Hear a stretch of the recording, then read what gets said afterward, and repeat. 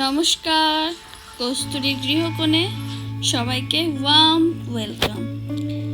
আজকে ভোর ভোর আবারও বেরিয়ে পড়েছি। আজকে যাব শ্বশুরবাড়ি বিপত্তারিণী পুজো দিতে। আজ আকাশটা দেখুন, মেঘ মেঘ ওয়েদার, আর ভোরবেলা যেতে খুব ভালো লাগে।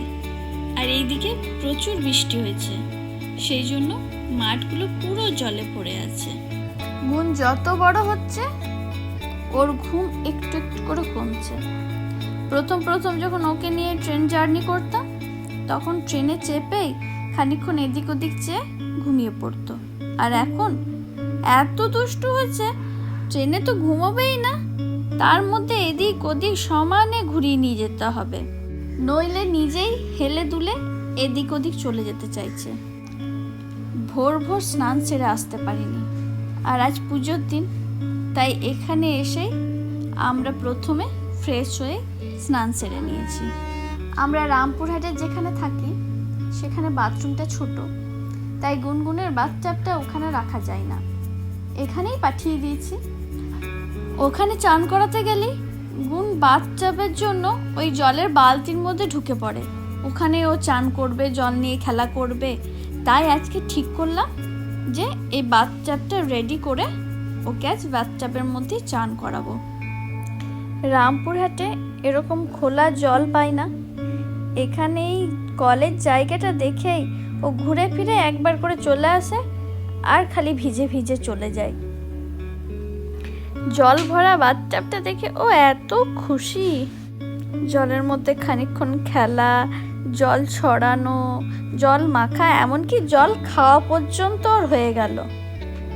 এখানে ওর মোটামুটি সবই এক সেট রাখা থাকে, বাথ সেটও এইখানে থাকে। ওগুলোতে কয়েকটা খুলে দিতেই ও সাবানটাকে পেয়ে তো ঘষে ঘষে আরও সাবান পিছলে পিছলে পালাচ্ছে।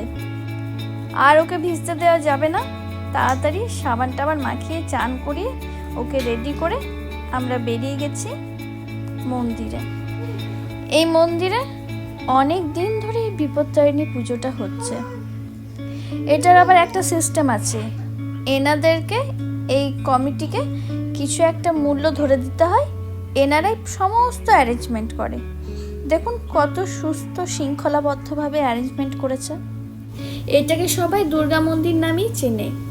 দুর্গা পুজোয় খুব সুন্দরভাবে প্রতিমা করে পুজো হয় এখানে। এখনো বিপত্তারিণী মায়ের পুজো শুরু হয়নি, তাই আমরা ঠিক করলাম যে পাশে একটা মন্দির আছে, শিব মন্দির, সেখানে গিয়ে দর্শন করে প্রণাম করে আসবো। আমি, গুণ, সুরজিৎ আমরা আগেই বেরিয়ে গেছি। আমরা ওই মন্দিরে প্রণাম করলাম, এখনো পুজো শুরু হয়নি। এই মন্দিরে এসেছি প্রণাম করতে। আমরা তাড়াতাড়ি বেরিয়ে গেছি, কারণ এরপর গুণের খাবার সময়, তারপরে গুণ ঘুমিয়ে পড়বে। এই দুটো মন্দিরই বাড়ির খুব কাছে, তাই আমাদের একটু কিছু পুজো দেওয়ার হলে, একটু দর্শন করার হলে, সকালে বা বিকেলে যে কোনো সময়ই আমরা একবার করে চলে আসি। মন্দিরের প্রথম দরজায় ঢুকেই গুণের চোখে পড়েছে এই দুটো ছাগলকে। সে ছাড়বে না, একবার ছাগল চলে যায় তো গুণ ওর পেছনে ছোটে, আবার গুণ দৌড়ায় তো ছাগল দুটো ওর পেছনে এসে দৌড়াচ্ছে। মন্দিরের পরিবেশটা একদম শান্ত স্নিগ্ধ, আর এখানে এত সুন্দর ঠান্ডা হাওয়া দিচ্ছিল, গরম মনে হচ্ছিলই না। মন্দিরের ভেতরে যে ভিডিওটা করেছিলাম ওটা ডিলিট হয়ে গেছে, তাই পরের বার পুরো ভিডিওটা একসাথে দেবো। মন্দিরে প্রণাম টনাম করে যখন বাড়ি আসি, দেখি মায়েরও পুজো করে একেবারে প্রসাদ নিয়ে বাড়ি ফিরেছে। মা আমাদের সবারই হাতে এক এক করে এই বিপত্তারিণীর ডুরিগুলো বেঁধে দেবে। আমাদের এই কলোনির সবাইকে মা প্রসাদ দেয়, সেই জন্য মায়ের হাতে হাতে একটু হেল্প করে দিই।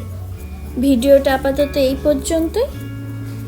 সবাই ভালো থাকবেন, সবাইকে ভালো রাখবেন, আর ভিডিওটা ভালো লেগে থাকলে লাইক করে সাবস্ক্রাইব করে নেবেন, শেয়ার করতে ভুলবেন না যেন।